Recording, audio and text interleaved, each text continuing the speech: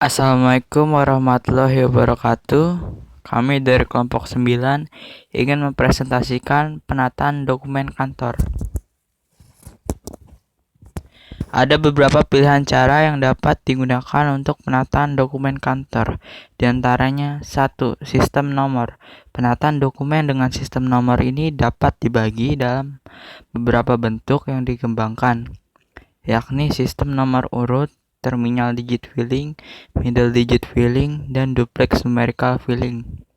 2. Sistem subjek. Dalam perihal ini, maka arsip disusun berdasarkan kesamaan subjek atau pokok permasalahan atau perihal yang dimuat dalam tiap-tiap warkat. 3. Sistem abjad. Cara penyimpanan arsip dengan sistem abjad merupakan sistem penyusunan dengan menurut urut-urutan abjad dari nama orang, badan, perusahaan, atau organisasi yang tertera pada warkat. 4. Sistem tanggal atau kronologis. Sistem tanggal atau kronologis merupakan cara menyimpan arsip didasarkan pada urut-urutan tanggal yang tertera dalam warkat. 5. Sistem wilayah.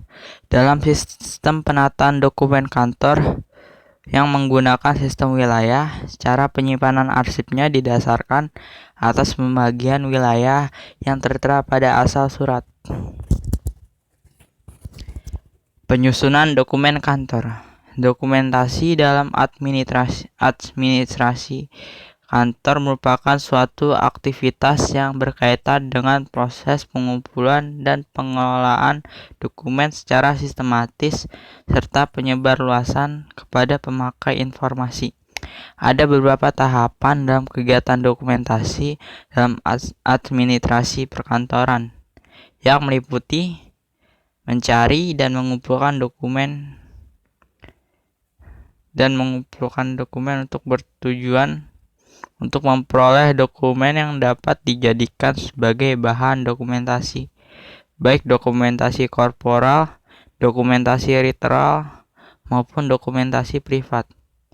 Mengumpulkan dapat dilakukan dengan cara menerima informasi, memberi informasi, tukar-menukar informasi, berlangganan, dan membeli dokumen.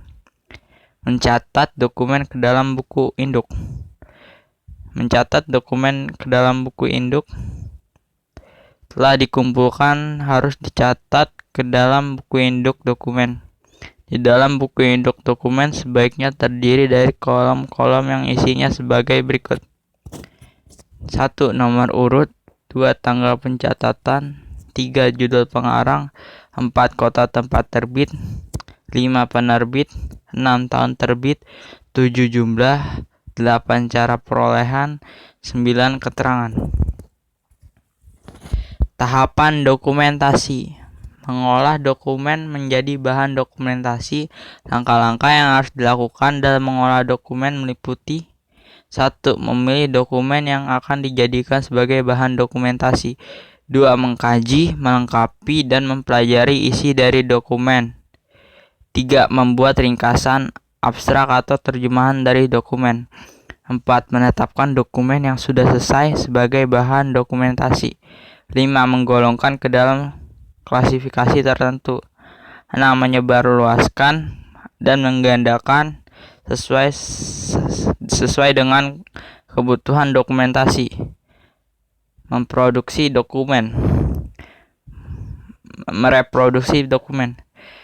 Mereproduksi dokumen merupakan aktivitas menggandakan dokumen yang telah diolah sesuai dengan kebutuhan pengguna.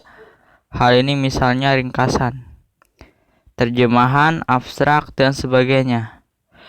Menyajikan dan menyebarluaskan dokumen bagian dokumentasi yang harus dapat menyajikan informasi yang tepat sesuai dengan kebutuhan pemakai.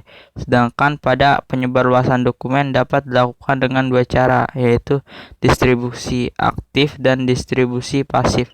Distribusi aktif dilakukan secara terus-menerus sebagai pekerjaan rutin, sedangkan pada distribusi pasif berdasarkan pada permintaan pihak yang memerlukan saja. Menyimpan dan memelihara dokumen. Menyimpan dan memelihara dokumen menjadi tanggung jawab beberapa pihak. Dalam penyimpanan dokumen korporal, hal ini merupakan tanggung jawab bidang permusiuman. Pada dokumen ritual menjadi tanggung jawab bidang perpustakaan. Sedangkan pada dokumen privat menjadi tanggung jawab bidang kearsipan. Penyimpanan dokumen dapat dilakukan dengan dua cara, yakni 1. Menyimpan fisik dokumen yang artinya wujud dokumen itu sendiri yang disimpan. 2. Menyimpan informasi dokumen yang artinya yang disimpan hanya berupa isi atau keterangan dari dokumen tersebut. Sekian dari kelompok kami. Mohon maaf bila banyak kesalahan. Terima kasih.